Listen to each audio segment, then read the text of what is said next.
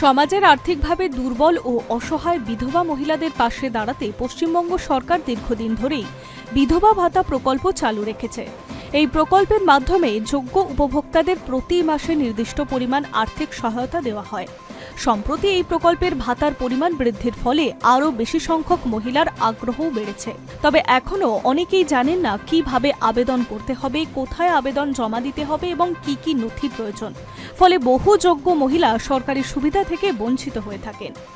পশ্চিমবঙ্গ সরকারের সামাজিক সুরক্ষা পেনশন প্রকল্পের আওতায় পরিচালিত এই বিধবা ভাতা মূলত সেই সব মহিলাদের জন্য যারা স্বামীর মৃত্যুর পর আর্থিক সমস্যার মধ্যে জীবনযাপন করছেন।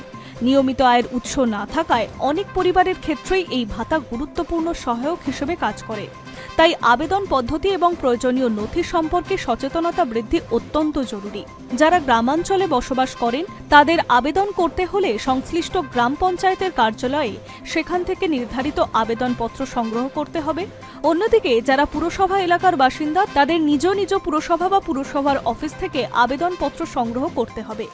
আবেদনপত্র সংগ্রহ করার পর সমস্ত তথ্য সঠিকভাবে পূরণ করে প্রয়োজনীয় নথিপত্র সংযুক্ত করতে হবে। আবেদনপত্রে আবেদনকারীর নাম, ঠিকানা, জেলা, ব্লক বা ওয়ার্ড সংক্রান্ত তথ্য উল্লেখ করতে হবে। পাশাপাশি আধার নম্বর এবং ডিবিটি সংযুক্ত ব্যাংক অ্যাকাউন্টের তথ্য দিতে হবে, কারণ প্রকল্পের অর্থ সরাসরি উপভোক্তাদের ব্যাংক অ্যাকাউন্টে জমা করা হবে। তাই ব্যাংক অ্যাকাউন্টের তথ্য সঠিকভাবে দেওয়া অত্যন্ত জরুরি। বিধবা ভাতার জন্য আবেদন করার সময় কয়েকটি গুরুত্বপূর্ণ নথি জমা দিতে হবে। এর মধ্যে সবচেয়ে গুরুত্বপূর্ণ হল স্বামীর ডেথ সার্টিফিকেট। এই নথি ছাড়া আবেদন গ্রহণ করা যাবে না। এছাড়া আবেদনকারীর আধার কার্ড, ভোটারের পরিচয়পত্র, ফটোকপি এবং সম্প্রতি পাসপোর্ট সাইজের রঙিন ছবি জমা দিতে হবে। অনেক ক্ষেত্রে স্থানীয় প্রশাসনের প্রয়োজন অনুযায়ী অতিরিক্ত নথি যাচাই হতে পারে।